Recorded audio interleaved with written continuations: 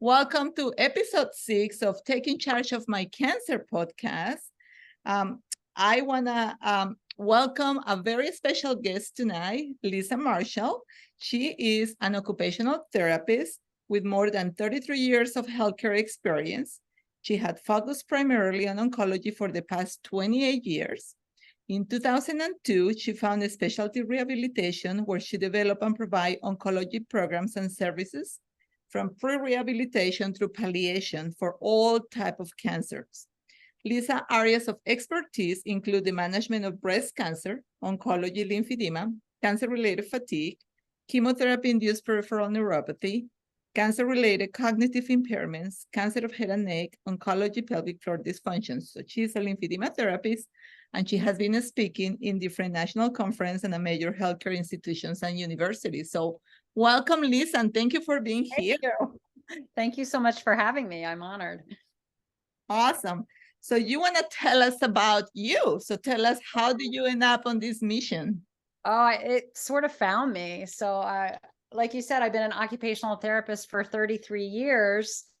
And as I was doing therapy and working in a lot of different settings with all different types of clients, I started doing home care. My sister owned a home care agency for people living with cancer, and it was just cancer home care. And she's a nurse, and she said, "Can you help me out?" And I'm like, "Sure." I'm an outpatient specialist, but I said, "Sure, I'll do some home care." So I started going into people's homes and fell in love with working with these people. There's so much going on and side effects. And, this is over 28 years ago. And I found a first client who had something called lymphedema, which, people with cancer can get when they take out lymph nodes with surgery or radiate them. And back then there wasn't a lot of treatment. And I thought, oh my goodness, I have to help this person. And I didn't know anything about it. So I started looking it up online, and I'm like, oh my gosh, said to my sister, Meg, you got to learn bandaging and like the special manual techniques. And I live in a little state, the state of Delaware. And I looked online and I could only find one therapist in our whole state. Now, this is 20 years ago, that knew how to do lymphedema. And I was like, oh my God, this is terrible. And then I'm like, oh, you got to go to special training and learn all this stuff. And that's what started it. I said, oh my gosh, it was the community need. I mean, like I said, I have to learn how to do this. And the interesting thing is, back then there was no cancer rehab. It was just like people learned lymphedema, and I went to lymphedema course, and there wasn't a lot on cancer. And I trained under a pioneer of breast cancer rehab. Linda Miller was the first course that I took. And then I started doing other courses, and I loved it. And I decided then that I wanted to have my own clinic. So I'm not a business background. I had 2 little kids. I was always told my husband I'd be a permanent part-time worker and take care of the kids. And I ended up starting a company, which just sounds crazy now. Oh my God. Took a loan out against the house and build an outpatient clinic for just specifically for people with cancer. So that's kind of how I got started. It found me. I think it was the need that really jazzed me. And then learned so much that cancer is much more than lymphedema, Oh, of course. Yep. And all the side effects. And so back then the people talk about chemo fog and chemo brain, and the doctors would be like, oh, it's just in your head. And now what I've done with my company and all the training is that there's evidence to back up all these side effects and the treatment that we do. So that's amazing. And thank you for doing that. Sometimes in rehab world, sometimes it's, unfortunate. I mean, we're growing a lot, and now, I'm an oncologist specialist by the APTA. So it's so nice to know now much evidence, and actually we are now exist as a specialty, and really everything turned out to be like so great. So thank you for doing all your research work and giving us all the evidence that we needed to prove to the physicians, hey, what we talk about is real, and this is how we can help our patients, right? Right. So if you can give us 3 valuable tips that you learn about your journey, what will be for our audience? 3 valuable tips for people on their journey. I think it would be a tip for me with the whole business and trying to help people is always staying focused on my mission of improving quality of life for people living with cancer. So as therapists, we have a challenge with like reimbursement and the healthcare system, and you can get caught up in the politics of all that. So what's always helped me with my practice is staying focused on the client and what they're going through. And I think tips for clients is what helps in rehab is that, this as a specialist, when you get diagnosed with cancer, you lose sense of control, right? Everything's taken away. You go to your chemo and you go to this visit and you go to that, and you might not even had side effects. So you start treatment and you feel terrible and you feel like you have no control. And then what we can do in rehab is help people regain sense of control. So I think it's important for clients to understand that they can actively participate in their plan of care, that they're invited to, Right. and that they should participate in their choices. So that's some practical advice. And depending upon what phase you are in your treatment, take caregivers or loved ones with you to appointments to take notes and help you through the process. Because especially when you're first diagnosed or there's a re-diagnosis or something going on, you don't know where you are and what's going on. So having a second set of ears and realizing you don't have to do it alone, Yep. that there's a whole multidisciplinary team to help.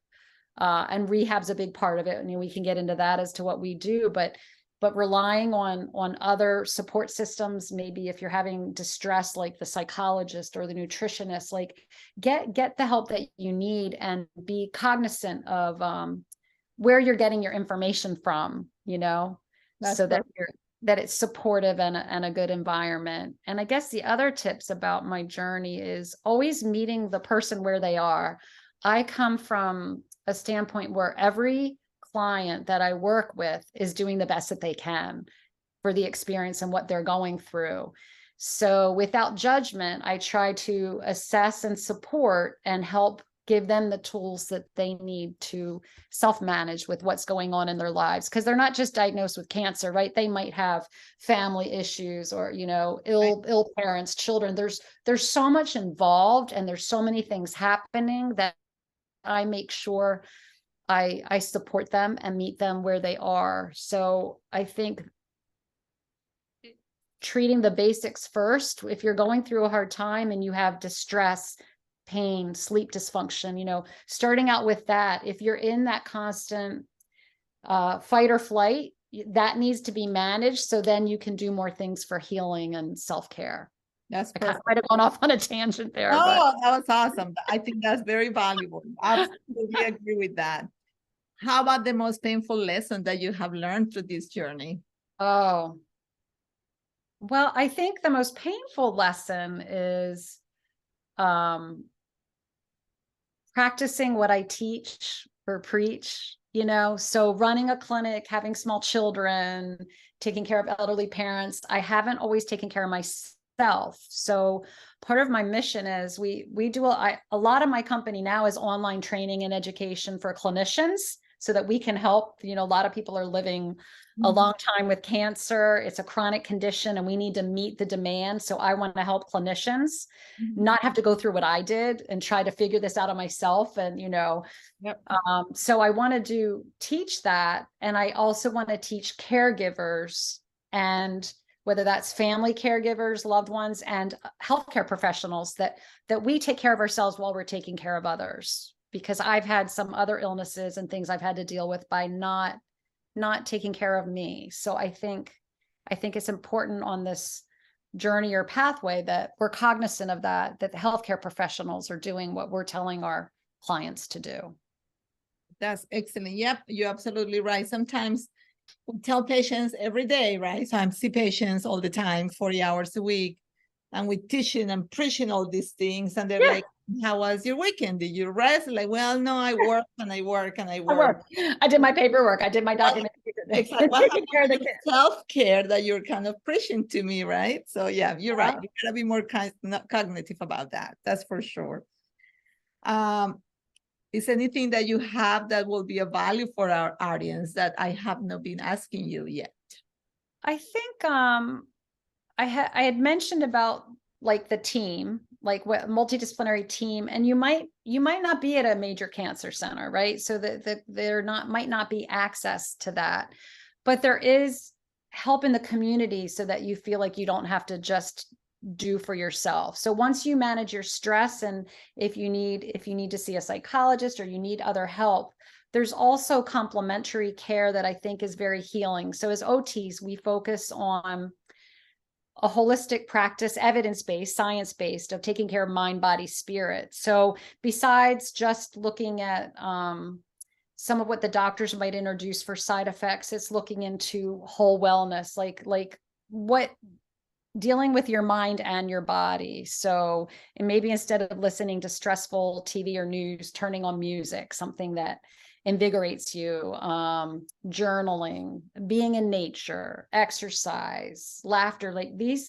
the evidence-based exercise and dealing with mindfulness are areas that really can help with healing.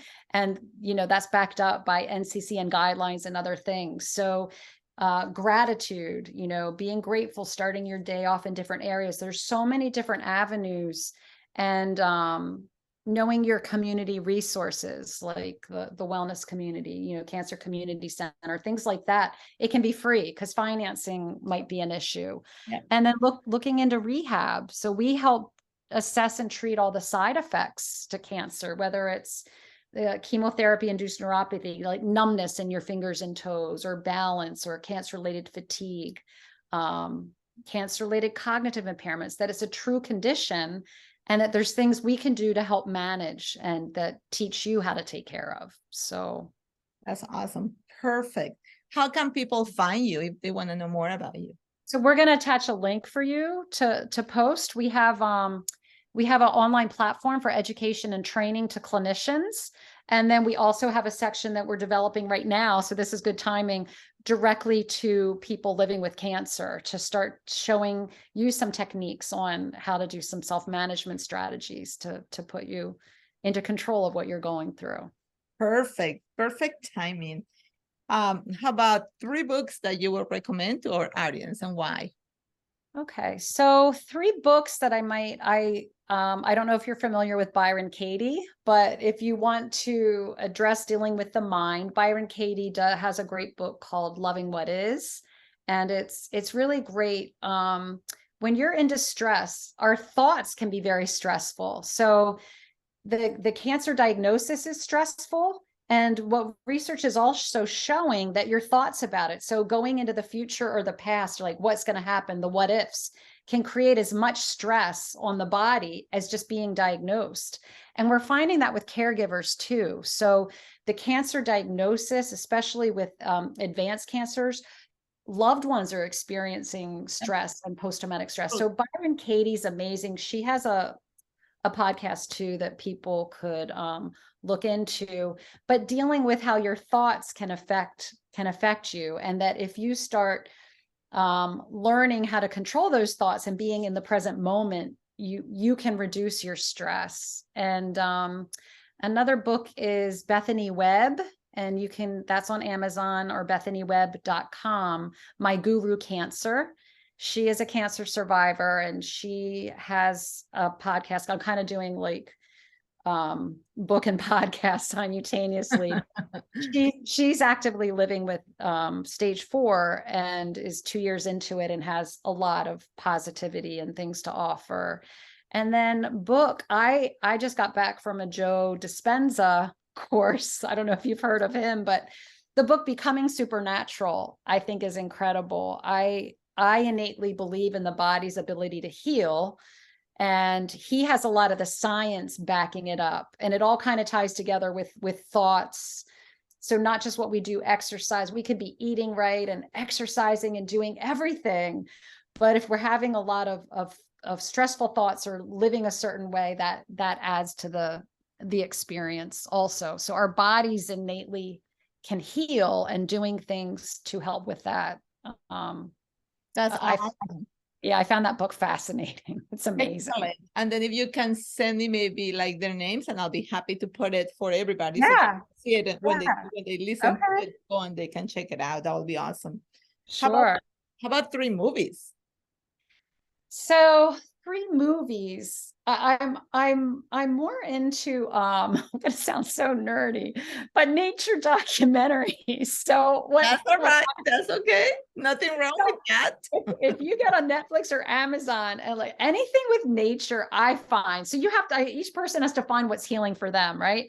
The For sure. last thing I can do when I'm stressed is watch like a scary movie or mafia. So I know people love horror films, so I would say whatever helps them. But Huh? I love anything with nature, and I just find it fascinating and intriguing. So I watch that all the time. I love Ted Lasso. I know that's a series; it's not a movie, but Ted Lasso to me is just amazing, and any kind of comedy. So I think if you're looking for movies or looking to reduce distress, it's finding things that speak to you. I think what is really healing for me that with clients and is looking into experiential learning and practices, healing practices. So something called qigong, and I can also write that down. Qigong is an ancient Chinese method of healing, and it's through movement and mind body spirit work, and it's beautiful and amazing, and it's similar to Tai Chi. So Tai Chi is also found to be very helpful, evidence-based, actually, with healing, with pain management and stress reduction and healing. So I would invite people to start looking into complementary things they can do with mindfulness, mind body, to help with the healing. And with one person, that might be, a guided meditation. With someone else, it might be qigong, and not just healing from cancer. Like we talk about cancer and healing, but most people get through the cancer experience, they do really well. So it's also thinking about prevention from other illnesses. So what I'm always try to be very holistic when working with people, and realize like heart disease is an issue, and all of that. So qigong, tai chi, mindfulness, and there's all different methods of gathering that can be very healing. That's a very good point. And now that you mentioned that, again, I'm all about holistic approach as well. So a lot of things like acupuncture, massage therapy, Yeah. and a lot of patients think, okay, I got a diagnosis, I go through, then I'm going through the treatments I went through. And now what? Like now they're like, okay, now the doctor said you're fine, you're a cancer survivor, I don't get to see you anymore. And they're like, oh my God, now what do I do with myself? Right. And it's a fear of how do I continue handling some of these secondary effects, right? Like for instance, breast cancer patients who are hormone positive, like how do I deal with these other changes that happen in my body because endocrine therapy, and what else can I do afterwards? So I think that sometimes we kind of focus so much at the time of pre-diagnose, during diagnose, after work, and then after work, then it's like we just forget that, oh my God, these patients may have still some secondary effects to try to get that going. So yeah. Absolutely. That's a really good point, that, when you're done the treatment, people think, oh, I'm done, and this is also, as it's evidence-based. They're done their treatment, and that's when they kind of feel like they're falling apart, and they have parties like, oh, the family be like, oh, you're better, you're back to yourself. And it takes time. So I invite survivors, which is from the day you're first diagnosed, that when you're done treatment, be kind to yourself. Like you might feel angry or depressed or frustrated, and that's normal. And that finding things for yourself to help you heal. Like if you're having a lot of side effects, rehab could really be helpful and help you get through it. The psychologist, and then these other things we're talking about: music, art, journaling, nature, socializing with others, massage, the acupuncture. There's a lot of different support systems. There's a support system, a digital platform I'll also write down for you guys, called Cancer Round, and it's a psychosocial support digital platform that is really great also. So being really kind and understanding, when you're educated on the cancer experience and you realize when you're done that you still might need more help, and we might have to explain to family and caregivers like, hey, I might be done my treatments, but I'm still recovering. And the cancer experience is like, layers. It could just being diagnosed, facing your mortality, even though you're fine and you're through it on the other side, you still have other things that might come up from other experiences or other comorbidities. So that can happen too. That's awesome. Is anything else you would like to share before I let you go? It's a good question. Just that there's no perfect path, that like you get to find and create your own path through healing, and it might be trial and error, but seeking out what helps you and that works for you. That would be one thing. And the other thing is not to listen to other people's stressful stories. So finding your voice, because I can't tell you how many clients would be like, oh, they're sitting beside someone in radiation and their path is not your path. Or there some friend is saying, oh, talking about Aunt Edna and her cancer experience from 20 years ago. So I would say, find your voice, and it's fine to say, you know what, I'm only listening to positive stories. And take care of yourself and be okay with that. So seek positive connection and reinforcement, and stay away from the negative. That's awesome. That's a very good way to finish this. Yes, you're right, because it's again, amazed me how month after month, how many more things get about cancer, right? Yeah. Like I start this journey. Again, I've been a therapist for 33 years as well.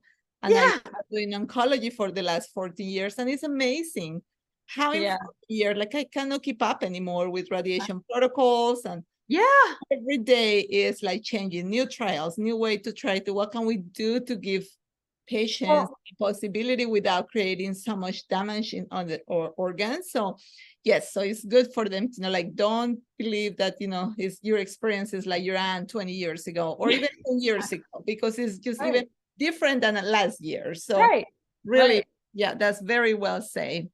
Well, Lisa, thank you so much. It has been really valuable. I'm sure they will enjoy it. Thank you. I really appreciate it. Thanks for having me. Absolutely. You have a great day.